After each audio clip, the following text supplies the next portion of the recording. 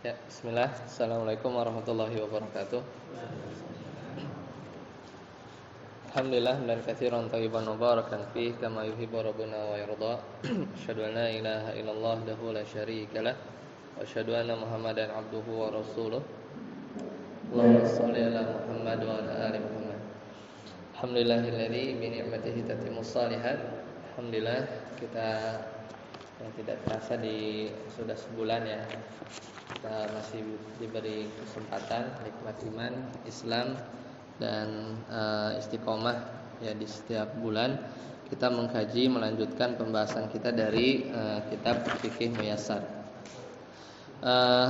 Di malam hari ini kita coba akan melanjutkan pembahasan terakhir. Kita sudah selesai di pembahasan mengusap khuf ya.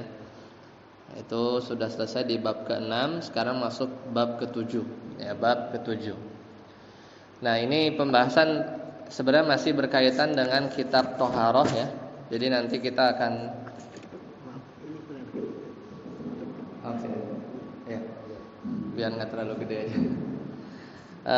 Kita akan melanjutkan pembahasan tentang mandi ya, mandi, tayamum, kemudian tentang najis, kemudian tentang darah ya, darah berkaitan dengan wanita.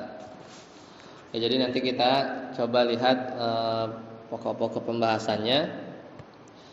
Kenapa? Karena tadi setelah Ana coba lihat waktunya, kita kan ketemu lagi tuh di Februari 19 ya.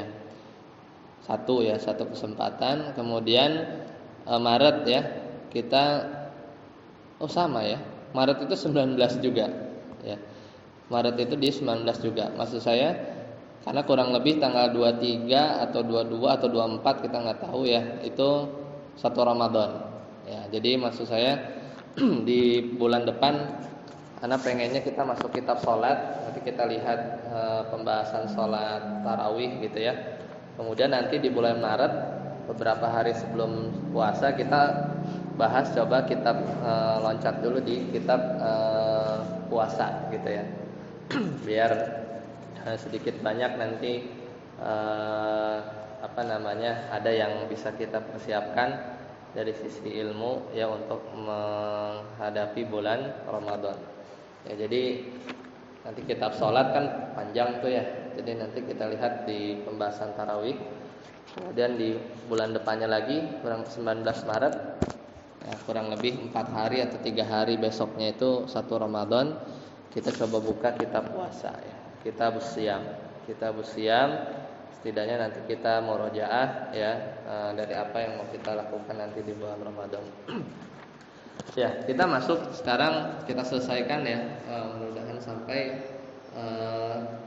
ke bab ke-7 yaitu hukum mandi ya, hukum mandi. Jadi mandi ini adalah beberapa cara ya, salah satu dari sekian cara untuk bersuci ya. Dan mandi ini ya dari sisi bahasa itu dalam bahasa Arab al-ghuslu ya, namanya al-ghuslu, yaitu meratakan air sebenarnya ya ke seluruh badan. Itu namanya ghusala ya, faghsil ya. Di ayat wudu. Nah, kemudian hukum mandi ini kita tahu bahwa dia menjadi wajib ketika seorang itu ya melakukan atau terjadi padanya beberapa perkara ya, semisal hal-hal yang mewajibkan mandi itu keluar mani ya dari tempat keluarnya, baik itu laki-laki atau wanita. Kemudian jima ya, yaitu jima ya, bertemunya dua khitan ya, bertemunya dua khitan ya dari kedua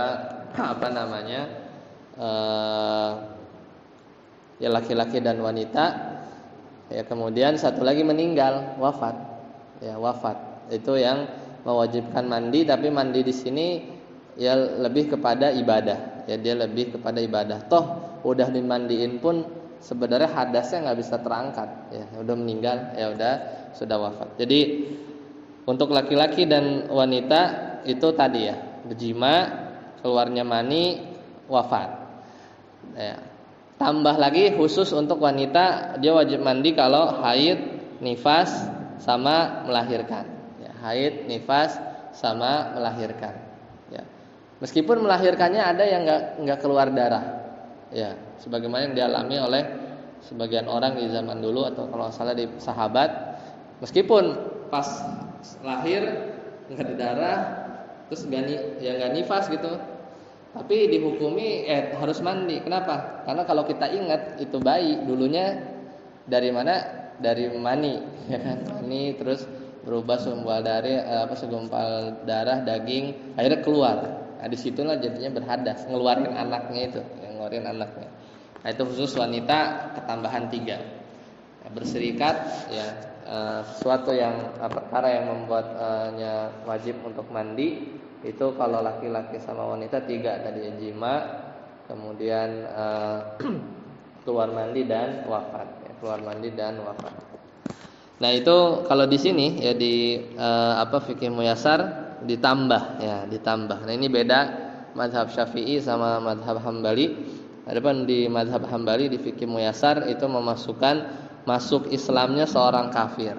Ya, ini juga didukung dengan dalil dari Nabi sallallahu alaihi wasallam. Anna Nabiyya sallallahu alaihi wasallam amara Qais bin Asim. Jadi menyuruh sahabat yaitu Qais bin Asim supaya mandi ya saat dia masuk Islam. Ya. Meskipun kafirnya itu karena dia murtad, jadi sempat keluar, balik lagi Islam, mandi juga. Jadi di situ ya tambahannya. Ya, adapun sisanya tadi sudah sebutkan ya ketika selesai haid nifas, ini hadis Aisyah. Ya, dan ketika meninggal dunia dan khusus meninggal dunia ini sifatnya apa? Ta'abbud itu murni ibadah, ya murni ibadah. Karena mandinya mayit itu bukan karena untuk menghilangkan hadasnya mesti ada. Ya kan, karena kan udah nggak ada ruhnya, ya. Maksudnya tidak terpenuhi juga kan syarat-syarat mandi secara umum, dia maksudnya dia harus ya orang yang sadar gitu kan, bukan nggak sadar lagi, tapi ruhnya sudah tidak ada. Jadi memang sifatnya itu adalah ta'abbud ya. Jadi tidak hilang ya, sebab-sebabnya masih ada. Ya itu bagian pertama. Kemudian bagian kedua itu adalah sifat atau tata cara mandi. Tata cara mandi di sini dijabarkan di halaman 47 ya dari kitab, yaitu ada dua model. Nah, sebelum itu jadi model ekspres ya, satu lagi model yang lengkap ya, dan dua-duanya sah. Ya intinya adapun rukun mandi dari kedua cara tadi, mau yang versi kilat mungkin airnya lagi sedikit atau bisa lama-lama karena mungkin dari sisi waktu dan airnya luang gitu ya. Nah, itu dua-duanya sah. Nah, intinya rukun mandi itu pertama harus niat ya. Ya, jadi rukun mandi, ketika 3 rukun ini terpenuhi, sama seperti halnya di pembahasan wudu yang kita bahas di 2 bulan yang lalu. Intinya satu ada niat ya. Kemudian yang kedua menghilangkan najis ya jika ada di badannya. Ini rukun yang kedua, rukun mandi yang kedua. Jadi pertama niat, menghilangkan najis ya jika ada ya, masih ada nempel di badannya. Dan terakhir, rukun terakhir simpel, yaitu meratakan air ke seluruh rambut dan kulit seluruh tubuh ya. Makanya bisa juga kita mandi itu niat, najis sudah nggak ada, kemudian memang kita kebetulan junub, kemudian depan ada kolam renang, langsung loncat nyebur, masuk gitu ya, dia keluar udah selesai mandinya, sesimpel itu. Dan ini pernah dilakukan juga ya oleh sahabat. Dan ini misalnya kita lagi lagi sedang berlibur atau mungkin kita punya kolam renang gitu ya, itu bisa dilakukan. Jadi niat dalam hati, kemudian udah nggak ada najis, langsung loncat ya. Pokoknya terratakan air dari ujung kepala sampai ujung kaki ya. Nah itu niat fardu wudu yang bisa kita lakukan atau kita pahami ya, sehingga mandinya kita ini sah ya dan cukup. Nah, adapun di fikih muyasar di sini dijelaskan tata cara yang dianjurkan. Artinya maksudnya di sini banyak sunnah-sunnah yang bisa kita lakukan ya, dan ini cukup lengkap. Ini biasanya dari hadis Maimunah ya. Maimunah radhiyallahu anha. Jadi beliau detail ya. Jadi pertama membasuh tangan ya. Membasuh tangan, membersihkan kemaluan, kemudian wudu ya, kemudian wudu seperti wudunya salat ya, seperti wudunya salat. Setelah itu baru kita ambil air ya, kita usap atau selang-selingkan ke bagian rambut ya. Jadi benar-benar rambut itu sampai kulitnya kena air. Sama kan kalau kita nyebur ke kolam juga itu juga terpenuhi pasti ya. Kemudian diguyur ya, sejumlah 3 kali guyuran. Nah, ini versi yang ya sunnah-sunnah di situ bisa kita lakukan. Nah, adapun tata cara yang dianggap cukup atau ijza, pokoknya mah sah aja ya, pokoknya sah gitu. Mungkin terbatas waktu tapi sah. Yaitu ya sebagaimana yang direwetkan juga dari hadis, yaitu hadis Aisyah yang tadi, yang ini hadis dari Maimunah radhiyallahu anha, bahwasanya Rasulullah ya beliau menyiapkan air untuk mandi junub ya, kemudian beliau menuangkan air ke kedua tangan beliau, membasuh kedua tangan beliau 2 atau 3 kali, kemudian beliau berkumur ya, beristinsyak ya, maksudnya seperti wudu ya, membasuh wajah kedua tangan, kemudian meratakan air ke kepala beliau, kemudian sampai ke tubuh beliau ya, kemudian aku bawakan handuk, kata Maimunah ya. Namun beliau tidak ingin, dan beliau ingin mengibaskan air dengan tangannya. Jadi di antara sunnahnya airnya itu dikibaskan dengan kedua tangan beliau. Nah, ini di antara cara ya yang bisa dilakukan ketika mandi. Nah, kalau tadi rukunnya ada 3 ya. Jadi yang kita ingat rukunnya ini versi wajibnya itu niat, menghilangkan najis, terus mengalirkan ke seluruh tubuh, meratakan air ke seluruh rambut dan kulit. Ya, adapun tadi yang disebutkan di hadis Aisyah atau hadis Maimunah seperti membaca bismillah, kemudian berwudu sebelum mandi, ya, menggosokkan tangan ke badan, kemudian urutan ya, berurutan tanpa diselingi perbuatan lain, terus mendahulukan bagian kanan daripada bagian kiri, ini termasuk sunnah-sunnah mandi ya, sunnah-sunnah mandi. Jadi itu ya, jika kita mampu untuk melakukan, maka kita bisa melakukan hal tersebut dan mendapat pahala ya dari melakukan sunnah-sunnah tadi. Yaitu pembahasan tentang tata cara yang versi lengkap ya, kemudian tata cara yang ijza. Jadi cukup saja ya, atau sekadar memenuhi rukun, maka itu sudah selesai ya, sudah selesai. Nah, kemudian selanjutnya bagian ketiga. Ya, bagian ketiga ini kapan atau mandi itu ada berapa kita disunahkan mandi. Ya. Kalau tadi wajib ya, kalau yang wajib tadi yang berjima keluar mani wafat, kalau wanita ditambah haid nifas sama melahirkan. Nah, itu yang wajib. Tapi ada di antara mandi-mandi yang sunnah ya. Kalau di fikih Hambali ya, di sini fikih Muyasar, beliau menyebutkan sampai 5. Nah, ini beliau ya, atau para ulama ya yang terkumpul dalam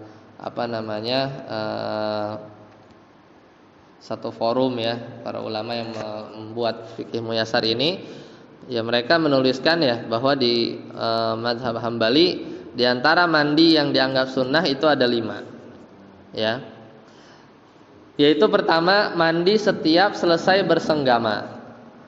Ini kasusnya yang ketika itu Nabi yang berada di salah satu rumah seorang istri beliau, dan habis itu pindah lagi ke rumah istri beliau yang lain ya. Jadi sebenarnya pun nggak mandi kan, misalnya Rasulullah SAW mendatangi istri yang kedua kan sebenarnya nggak apa-apa. Tapi ternyata beliau mandi setelah selesai bersenggama. Padahal maksudnya nggak ada hajat untuk misalnya sholat atau yang lain. Nah ini makanya hukumnya sunnah. Kemudian yang kedua mandi hari Jumat. Ya ini kalau ini umum ya, di antara sunnah yang biasa kita lakukan di hari Jumat itu mandi di hari Jumat. Kata Nabi SAW, "Idza jaa ahadukumul jumu'ah falyaghtasil." Jadi ini mandi Jumat. Dan ini biasa. Jadi mandinya tata caranya sama seperti mandi junub, mandi besar ya, atau mandi yang tadi kita sudah sebutkan. Kemudian yang ketiga mandi sholat 2 hari raya, Idul Fitri atau Idul Adha. Itu jadi termasuk sunnah juga. Kemudian mandi ihram untuk umrah atau haji ya, karena Nabi SAW juga melakukan hal tersebut. Dan yang terakhir kalau di mazhab Hambali ya, dalam fikih Muyassar itu mandi selepas seorang memandikan mayit. Man ghassala mayitan, barang siapa yang mandiin mayat falyaktasil, maka dia hendaklah dia mandi. Jadi ada 5 ya. Tapi kalau di fikih Syafi'i ada 17 ya, yang sunnahnya. Ini berdasarkan hadis-hadis yang menurut mazhab Syafi'i itu sahih ya. Jadi lebih banyak. Di antaranya 5 tadi ya. Jumat, Idul Fitri, Idul Adha itu ngitungnya 2. Kalau tadi kan Idul Fitri sama Idul Adha kan disatuin. Jadi nomor berapa tadi? Nomor 3 ya. Jadi diolah 1. Intinya mandi hari raya. Tapi kalau di mazhab Syafi'i itu Jumat, Idul Fitri, Idul Adha. Kemudian mandi ketika mau mengerjakan sholat istisqa, minta hujan ya, mandi ketika sholat istisqa. Kemudian mandi juga ketika akan mengerjakan sholat khusuf. Kalau pakai kha itu gerhana bulan ya. Dan sholat khusuf itu gerhana matahari. Ya jadi ada tambahan-tambahan itu ya. Jadi disunahkan mandi. Tapi kalau kita lihat ilatnya ya gitu ya. Ilatnya itu tadi ya, kalau kita sebutkan Jumat, Idul Fitri, Idul Adha, salat istisqa, salat gerhana ya, baik itu bulan, matahari, mandi setelah memandikan jenazah berarti sama tadi ya, kayak di mazhab Hambali. Mandi bagi orang kafir setelah masuk Islam. Nah ini bedanya ya. Tadi kalau di mazhab Hambali itu wajib ya, mandi bagi orang kafir yang baru masuk Islam. Kalau di mazhab Hambali wajib, tapi kalau di mazhab Syafi'i sunnah. Maka beliau memasukkan ya di fikih-fikih mazhab Syafi'i itu sunnah. Jadi mandinya orang kafir setelah masuk Islam itu mandi. Kemudian bagi orang yang sembuh dari penyakit gila ya, mandi bagi orang yang sadar atau pingsan ya. Karena mungkin ya itu tadi ya, kalau misalnya tadi gila atau pingsan itu kan nggak ada yang tahu apakah mungkin bisa jadi ya dia keluar mani gitu kan. Makanya sunnah, nggak sampai wajib ya, tidak sampai wajib menurut pendapat di mazhab Syafi'i. Kemudian mandi ketika mengerjakan ihram ini sama seperti tadi ya, sudah disebutkan. Mandi ketika memasuki Mekah ya, wukuf di Arafah, bermalam di Muzdalifah, cuman hadisnya dhaif ya, Mandi ketika melempar 3 jumroh susah ini. Kalau maksudnya kalau misalnya memang, tapi sunnah ya, kalau memang mungkin gitu ya. Tapi rasanya sulit ya kalau di mau melempar jumroh mandi, mau mengerjakan tawaf mandi, mau mengerjakan sa'i mandi, dan ketika mau memasuki ya kota Madinah ya Rasulullah SAW. Kalau kota Madinah ini kan ada hadisnya ya, ketika Rasulullah SAW datang ya dari safar ya, kemudian mandi ya. Dan ilatnya tadi ya, dari hal-hal yang disunahkan, meskipun tadi di fikih Muyassar lebih sedikit. Yang paling umum itu adalah bahwa Salat-salat atau ibadah-ibadah yang didahului oleh atau disunahkan, ini nggak wajib ya, disunahkan untuk mandi itu biasanya yang mencakup banyak orang. Coba salat Jumat. Jadi orang banyak gitu. Orang tuh di situ tuh banyak salat gerhana. Kemudian apa? Salat istisqa itu kan biasanya banyak ya. Ya, jadi intinya biar diantara salah satu faidahnya lah, salah satu faidahnya kenapa disunahkan ya karena dari sisi Islam itu mencintai ya kebersihan ya kerapihan dan hal-hal yang thayyib, makanya disunahkan. Dan ini sifatnya luas ya kalau berkaitan dengan yang sunnah. Tapi tadi sedikit ada perbedaan di mandi yang wajib ya. Kalau di fikih muyasar disebutkan bahwa orang yang kafir itu wajib untuk mandi. Wallahu taala alam ya, itu pendapat yang kuat di fikih muyasar.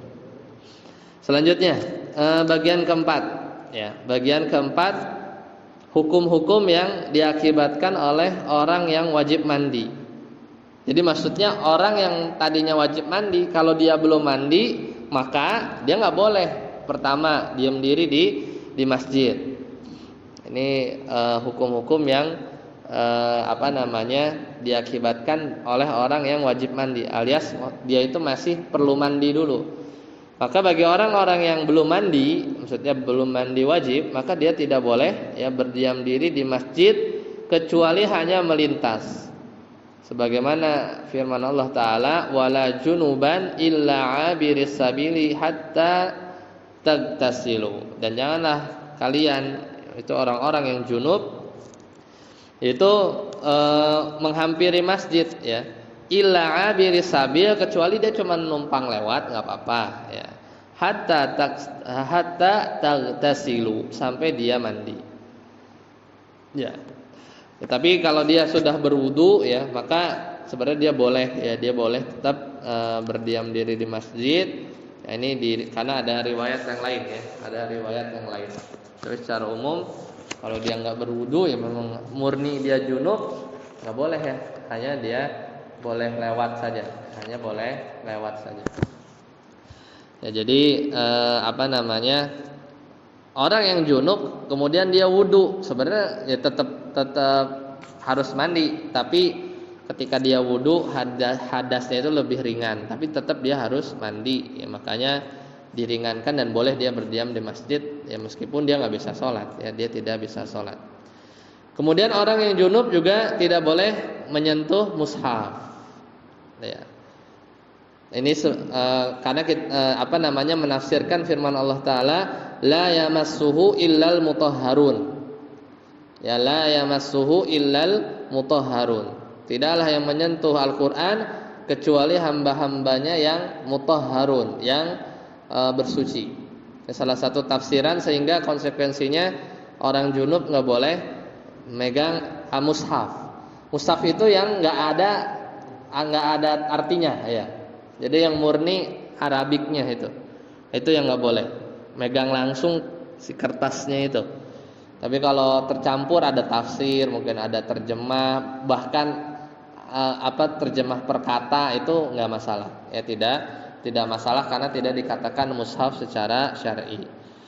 Ya adapun sebenarnya kalau kita baca tafsir di surat Al-Waqiah ini, la yamassuhu illal mutahharun, sebenarnya membahas tentang Al-Qur'an, ya, di mana Al-Qur'an itu ya diturunkan oleh Allah ke secara seluruhnya 30 juz ke langit pertama, kemudian berangsur-angsur ya dibawa oleh malaikat Jibril, dan tidaklah Al-Qur'an itu ya disentuh kecuali oleh para malaikat ya, para malaikat. Jadi al-mutahharun ini tafsiran yang lain adalah malaikat. Wallahu taala alam.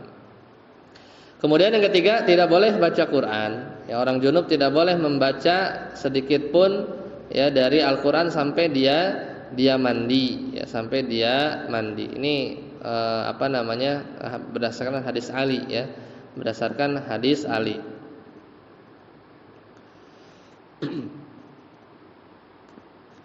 Ya, jadi maksudnya supaya orang itu cepat-cepat mandi gitu ya.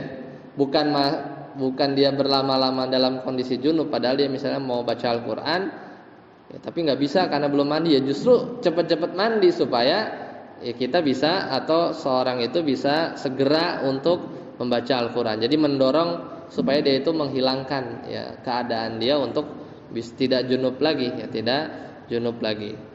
Kemudian nggak boleh sholat, ini umum ya, nggak akan sah juga ya sholat ketika orang itu dia dalam keadaan junub ya, tidak boleh sholat. Itu kemudian, dan orang junub juga tidak boleh tawaf, karena tawaf bahkan tadi kalau di mazhab Syafi'i kalau mau tawaf sunnahnya mandi ya. Apalagi orang yang junub maka tidak boleh tawaf karena dia termasuk ibadah ya, ibadah yang harus dalam keadaan suci. Selesai pembahasan tentang mandi ya. Itu salah satu cara taharah selain berwudu. Kemudian selanjutnya kita masuk ke pembahasan tayamum. Nah, ini tayamum cara yang lain ya, cara yang lain ketika seorang tidak mendapatkan air ya, ketika tidak mendapatkan air. Ya, silakan dibuka di halaman 51. Halaman 51. At-tayammumu ya, at-tayammumu bab ke-8. Ini kita bahas berkaitan dengan tayamum. Jadi tayamum itu secara mana artinya menyengaja ya, secara syar'i yaitu kita ya, ini caranya ya. Jadi mengusap wajah ya. Nanti kita bahas caranya ya. Dengan kedua tangan ya, kita ambil debu ya yang suci ya, turab sebenarnya ya, ada debunya itu ada ya. Maksudnya kadang terlihat.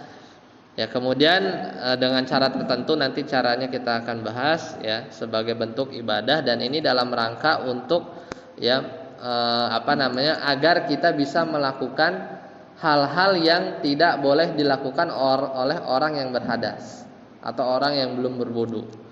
Dan tayamum ini ya tidak bisa digunakan dalam segala kondisi ya, dalam semua kondisi. Nah, dalilnya kita sudah hafal ya di surat yang sama seperti dalil di kewajiban wudu. Ya ayyuhalladzina amanu idza qumtum ilas salati. Allah Taala berfirman, a'udzubillahi minasyaitonirrajim. Ya ayyuhalladzina amanu idza qumtum ilas salati faghsilu wujuhakum wa aydiyakum ilal marafiqi wamsahu biru'usikum wa arjulakum ilal ka'bayn. Itu fardu wudu kita udah bahas ya 2 bulan yang lalu. Wa in kuntum junuban fattahharu, ya kan? Jika kalian junub maka mandi. Tadi sudah kita bahas ya. Ini Al-Maidah ayat ke-6. Wa in kuntum marda, kalau kamu sakit, au ala safarin atau safar, au jaa ahadum minkum minal ghaid au lamastumun nisa, ya. Kalau kalian sakit, safar atau buang air ya, kemudian atau kalian bersetubuh dengan perempuan, falam tajidu ma'an, tapi enggak ketemu air ya, tidak ketemu air, fatayammamu sha'idan thayyiban, maka bertayamumlah. Ini yang kita akan bahas. Jadi perintahnya dan fil amr dengan syarat apa? Kata Allah, falam tajidu ma'an. Jika kalian tidak menemui air, fatayammamu sha'idan thayyiban. Jadi pertama bertayamumlah dengan debu yang suci, ya, debu yang baik. Caranya gimana? Nah, ini dijelaskan juga di ayat selanjutnya. Famsahu biwujuhikum. Jadi cuman basuh, usap. Imsah itu usap. Usap apa? Wujuhikum, wajah, ya, bagian wajah. Jadi famsahu biwujuhikum wa aydiyakum minhu, dan tangan kalian ya dengan debu tadi. Ya, ma yuridullahu liyaj'ala 'alaikum min haraj. Maka Allah itu enggak ingin menyulitkan kalian. Ini enggak ada air gimana kan? Walaki yuridu liyutahhirkum. Ya, liyutahhirakum. Tapi yang Allah ingin, ya Allah hendak mensucikan kalian meskipun dengan debu, ya, meskipun dengan debu. waliyutimma ni'matahu 'alaikum la'allakum tashkurun. Dan ini nikmat. Coba kalau nggak ada syariat tayamum, maka sulit ya. Sulit. Ya kita malah nanti nggak bisa beribadah. Makanya Islam ini mudah ya, namun tayamum ini dengan syarat-syarat. Nah, di antara syarat-syaratnya ya, syarat-syarat tayamum di sini disebutkan kurang lebih ada 5. Jadi syarat tayamum itu sah kalau pertama niat ya. Dan niatnya ini adalah niat dengan niat apa? Bukan menghilangkan hadas, karena hadas nggak hilang sebenarnya. Tapi niatnya itu supaya boleh sholat ya, supaya boleh sholat atau supaya boleh beribadah lah. Ya, jadi yang tadinya kita terhalang karena kita punya hadas dan nggak bisa wudu juga, kita niat kita mau melakukan ibadah tapi ya caranya dengan tayamum. Kemudian syarat yang lain Islam, karena nggak sah kalau bukan Islam. Berakal, ya tayamum juga nggak sah bagi orang yang pingsan ya, tidak juga orang yang gila ya, maka dia tidak sah. Tamyiz ini berkaitan dengan kemampuan seorang anak ya, dia bisa bedain mana yang benar, mana yang salah ya. Biasanya sekitar 7 tahun. Dan ada udzur ya, Udzurnya tuh meskipun tadi di ayat falam tajidu ma'an, kalau kamu nggak ketemu air, itu salah satu udzur yang pertama ya. Jadi nggak ada air. Atau ada air, tapi kalau pakai air dia bisa binasa. Atau malah bikin dia mudorot, entah karena saking dinginnya atau karena ada luka ya, ada luka yang kalau kena air bisa meninggal ya, atau bisa tambah parah. Padahal ada air, ya. Padahal ada air, itu juga bisa menjadi udzur. Ya, jadi udzur yang pertama itu kalau nggak ada air, sebagaimana tadi ya ayat di surat Al-Maidah. Atau yang kedua, udzur yang kedua karena tadi berkaitan dengan sakit, kalau kena air malah mudaratnya besar. Sebagaimana firman Allah tadi, wa in kuntum mardo, kalau kalian sakit, ya au ala safarin, ya dan seterusnya, dan kita nggak ketemu air maka harus bertayamum. Ya. Nah kemudian atau tadi udaranya sangat dingin, ya tadi ini jadi udzur juga boleh tayamum. Ya, udzur juga boleh tayamum. Ya, kemudian di halaman 54 ya, di antara syaratnya juga, maka bertayamum itu harus dengan tanah yang suci. Tentunya yang tanahnya jangan ada najisnya. Tanah yang kena kotoran ya, di halaman 54 ya. Tanah atau air kena air kencing ya, itu nggak boleh. Jelas tanahnya itu harus suci. Ya, harus suci. Ya, kemudian itu syarat yang ke-6. Jadi syaratnya ada 6 ya. Kalau di fikih muyasar. Ya, kalau kita jadi pertama tadi apa? Niat, Islam, berakal, tamyiz, dan ada udzur. Udzur itu kalau nggak ada air, atau ada air tapi sakit, atau ada air tapi dingin, itu juga bisa ya. Dan yang ke-6 tadi apa? Udzurnya berkaitan dengan tanahnya harus bukan udzur, syaratnya ya. Tadi kan kita berbicara syarat tayamum, niat, Islam, berakal, tamyiz, ada udzur. Nah, udzurnya tadi dirinci ya. Bisa nggak ada air, bisa ada air tapi bikin mudarat, kita lagi sakit, atau bisa ada air tapi udara dingin. Dan syarat yang ke-6 adalah tanahnya harus suci. Tanahnya harus suci. Ya, jadi itu syarat-syarat seorang itu bisa tayamum.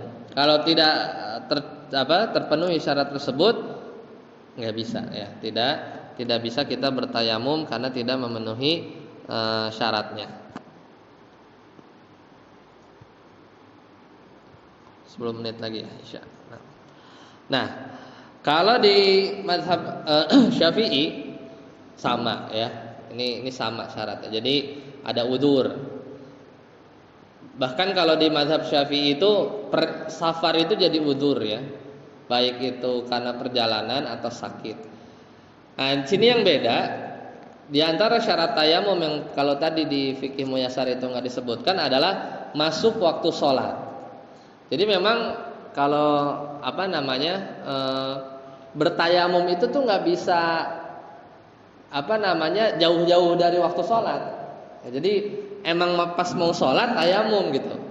Jadi itu yang bahkan dijadikan syarat kalau di mazhab Syafi'i itu, pokoknya pas udah masuk waktu ya baru tayamum. Jadi nggak bisa, kalau kita kan bisa aja, kalau wudu kan wudu dulu, sholatnya masih sejam lagi bisa selama nggak batal. Tapi kalau tayamum nggak. Jadi udah azan dulu baru ya tayamum. Jadi karena itu tadi tayamum itu tidak bisa menggantikan wudu, nggak bisa. Dia tuh hanya yang tadinya orang yang berhadas itu nggak boleh melakukan ibadah tuh jadi boleh. Jadi hanya bikin boleh aja gitu. Jadi istilahnya tuh izin sementara lah gitu bahasanya. Jadi tetap aja. Makanya tayamum sholat zuhur itu nggak bisa dipakai tayamum sampai asar, nggak bisa. Harus tayamum lagi gitu ya. Harus tayamum lagi. Karena dia tuh cuman kesempatan sekali aja ya, sekali aja. Nah, kemudian kalau di mazhab Syafi'i lebih berat lagi, telah berusaha mencari air. Jadi ada usaha dulu, nggak bisa langsung ngomong nggak ada air gitu ya. Jadi bahkan apalagi misalnya kayak sholat yang waktunya panjang, misalnya zuhur ya, udah masuk, ntar dulu nggak bisa langsung tayamum, cari dulu ya. Itu yang dilakukan sebagian sahabat ya. Jadi cari dulu ya, mungkin nyari nggak dulu susah kan, nyari sumber air di di waktu di daerah-daerah gurun gitu ya. Kalau memang sudah dirasa nggak dapet ya baru tayamum, mau gimana lagi, karena nanti keburu asar ya, keburu asar. Kemudian ada air tapi sulit, ini juga sama ya seperti di fikih muyasar. Dan yang terakhir juga sama, berkaitan dengan tanahnya itu harus suci ya, harus suci. Suci ini jadi kita itu so'id itu sebenarnya bukan tanah merah gitu, tapi debu ya. Debu ya. Jadi dan debu biasanya debu itu kan putih ya, tapi bukan putih kayak kapur ya. Jadi itu yang dipakai ya. Jadi makanya sebenarnya ya kayak dia kadang suka nempel biasa di tembok gitu ya. Ya ada yang nggak tahu, Ana sempat lihat ada orang gitu bawa tanah ya. Nggak tahu Ana itu dia benar atau enggak, cuman Ana pernah lihat itu, walau itu penjelasannya Ana masih coba cari ya.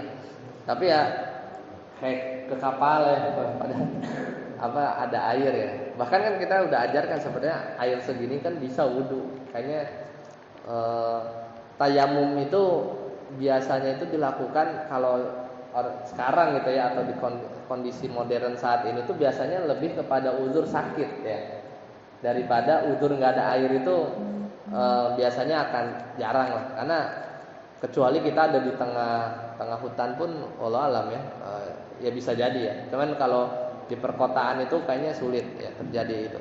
Bahkan di kendaraan pun air ini pasti ada, di kamar mandi gitu pasti ada ya untuk berwudu, karena tayamum itu nggak bisa langsung digunakan ya, dan dia bisa batal ya. Dia bisa batal. Kita lanjutkan. Nah, pembatal tayamum. Ya, pembatal tayamum. Masalahnya dia bisa batal. Pertama, tayamum itu dia batal sebagaimana batalnya wudu. Kalau kita melakukan pembatal wudu, maka tayamum batal. Dan kalau di fikih muyasar ya, yang kita bahas sekarang ya, di antara pembatal tayamum itu kalau ada air ya. Kalau ada air, kalau uzurnya itu adalah karena tidak ada air. Ya, kan tadi kan uzurnya ini kan ada 3 kan. Ada karena nggak ada air, karena ada air tapi bikin mudarat, ada air tapi dingin banget kondisi cuacanya. Nah, kalau kita tayamum karena nggak ada air, pas ada air, maka dia bikin batal tayamumnya, karena kalau udah ada air dia harus wudu. Nah, ini bukti bahwa tayamum itu nggak bisa mereplace ya, menggantikan wudu. karena dia hanya istilahnya satu hal ibadah yang dengan hal tersebut orang yang berhadas bisa jadi ibadah, ya, tapi tidak bisa menghilangkan atau tidak bisa menggantikan wudu. Makanya buktinya apa? Pas ada air harus wudu. Ini bukti bahwa tayamum itu bukan pengganti wudu. Seandainya tayamum itu adalah pengganti solusi lain selain wudu, harusnya ketika ketemu air nggak usah wudu lagi, ya. Ngapain? Kan itu kalau setara antara tayamum sama wudu. Tapi nyatanya enggak. Karena Nabi SAW ya itu dalam satu hadis ya memerintahkan para sahabat ya fa idza wajadtal ma'a fa amissahu basyarataka. Ya, maka kalau kamu dapat air basuh ya kulitmu alias berwudu. Dan pembatal lain adalah hilangnya uzur. Kalau misalnya tadi karena cuaca dingin, cuacanya udah nggak dingin, ya jadinya batal tayamumnya, harus wudu. Kalau tadinya sakitnya karena uzur sakit tuh sakitnya udah sembuh, bisa wudu, ya wudu, ya nggak boleh atau tayamumnya batal, ya tayamumnya batal. Ya selesai. Baik, sekarang kita lihat sifat-sifat atau tata cara tayamum.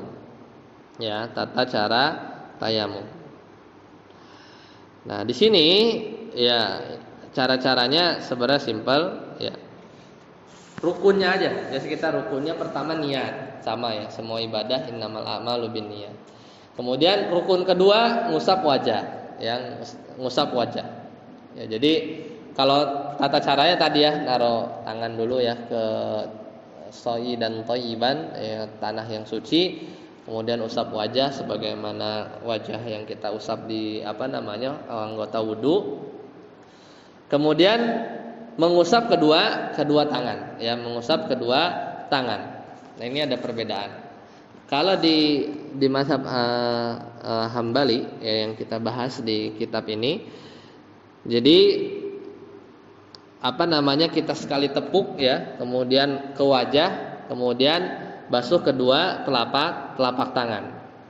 Hadis Amr yang lebih panjang bahwasanya kata Nabi SAW, ya cukuplah engkau melakukan begini. Kemudian Nabi contohin menepukkan kedua tangan beliau ke tanah satu kali saja, kemudian mengibaskannya, ya jadi maksudnya enggak dikibaskan seperti ini. Kemudian dia usap ya dengan kedua punggung telapak tangannya, ya. Jadi kan kemudian beliau mengibaskan, kemudian mengusap dengan keduanya, maksudnya kedua tangan, punggung telapak tangan beliau, ya. Jadi dengan telapak tangan telapak kiri beliau, ya. Kemudian usapkan lagi yang sebelah kiri, kemudian mengusapkan kedua ke wajah. Ya, jadi kalau di hadis Amr ini tangan dulu, kemudian ke wajah. Ya, jadi kalau hadisnya yang satu lagi ya, di hadis riwayat sama dari Amr juga ya, hadisnya datang dari riwayat Imam Ahmad, itu wajah dulu baru telapak tangan. Ya, tapi kalau di hadis Amr di riwayat Bukhari dan Muslim, ya beliau mendahulukan tangan beliau, ya kemudian mengusapkannya baru ke wajah, ya mengusapkan ke wajah.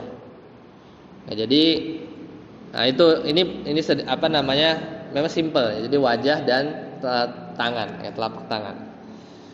Itu yang dicontohkan oleh Nabi Muhammad SAW. Baik, sampai sini ada pertanyaan? Silahkan. Jika ada pertanyaan. Ya.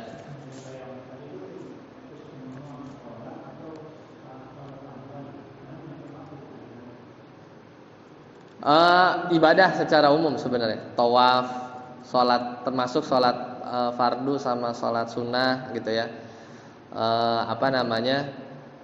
Kalau yang tadi itu bukan di fikih muyasar. Yang tadi yang waktu itu persyaratan lebih strict lagi ya.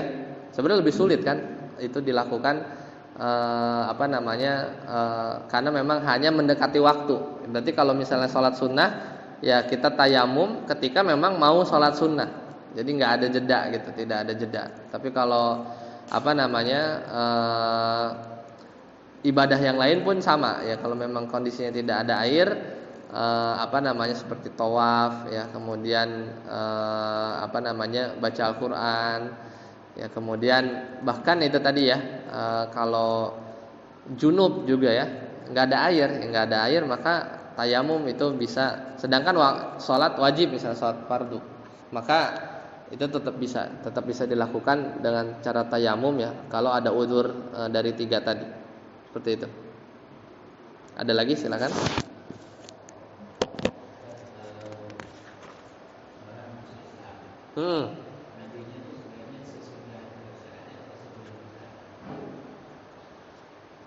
Kalau apa namanya mandinya ya, coba ya kita lihat redaksi hadisnya ya. Mestinya dia setelah bersyahadat ya, setelah bersyahadat. Karena apa namanya zahir hadis, kemudian dari yang dilakukan oleh apa namanya atau kisah-kisah masuknya para Islam, para sahabat, yaitu spontan ya. Maksudnya tidak mesti harus apa namanya mandi dulu ya. Kemudian apa namanya harus mandi dulu baru masuk Islam. Tapi ada di hadis apa namanya riwayat Tirmidzi ya.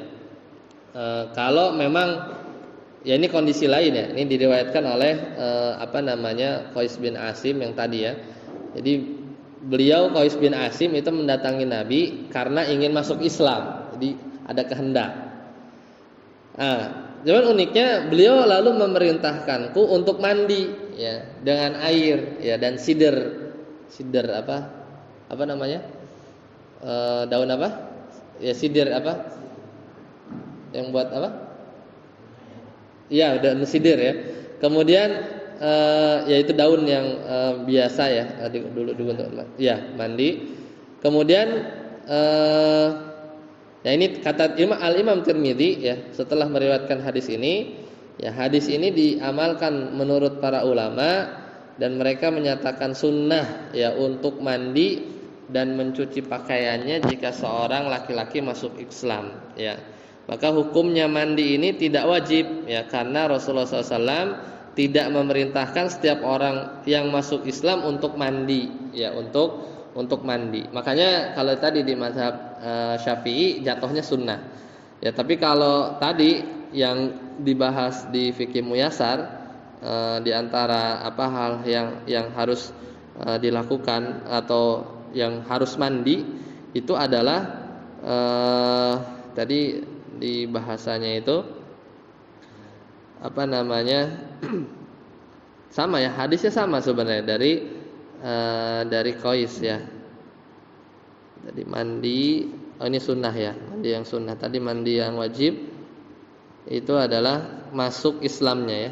Jadi Nabi memerintah Qais bin Asim agar mandi ya, hina aslama. Jadi anna nabiyya, ini teksnya anna nabiyya sallallahu alaihi wasallam amara Qais bin Asim hina aslama an yagtasila. Jadi ketika dia masuk Islam supaya dia mandi ya, supaya dia mandi.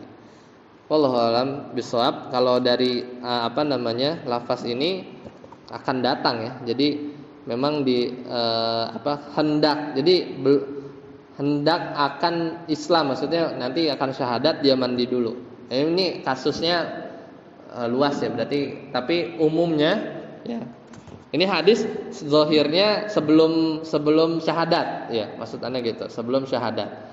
Tapi tadi penjelasan Al-Imam Tirmidzi setelah mengomentari hadis yang beliau riwayatkan sendiri itu, beliau bilang ini diamalkan para ulama. Jadi kalau mungkin kayak ada orang yang sudah ngamatin jauh-jauh hari, dia kan udah mau Islam, cuman nyari waktu yang tepat gitu kan, terus dia datang misalnya ke ya mungkin ustadz gitu ya, pemuka agama, ya suruh mandi gitu bisa.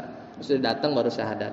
Tapi ini nggak wajib. Karena Rasulullah SAW sendiri ya dalam awal-awal dakwah bahkan belakangan itu mandi belakangan. Lebih diutamakan ya segera entah itu mengucapkan la ilaha illallah ya, asyhadu an la ilaha illallah, yaitu bersyahadat setelah masuk Islam, karena di sana ada syariat salat, ibadah dan lain harus harus mandi. Seperti itu. Wallahu taala bishawab. Sampai sini dulu ya. Semoga bermanfaat. Insyaallah kita bertemu lagi di bulan depan. Insyaallah kita coba lihat di kitabus salat ya. Kita loncat dulu salat-salat yang nanti kita akan bahas berkaitan dengan salat tarawih. Kemudian nanti di bulan Maret atau di bulan depan kita coba sedikit buka kitabus siam supaya kita ada bekal untuk menyambut Ramadan. Di sini subhanakallahumma bihamdika asyhadu an la ilaha illa anta astaghfiruka wa atubu ilaik. Wassalamualaikum warahmatullahi wabarakatuh.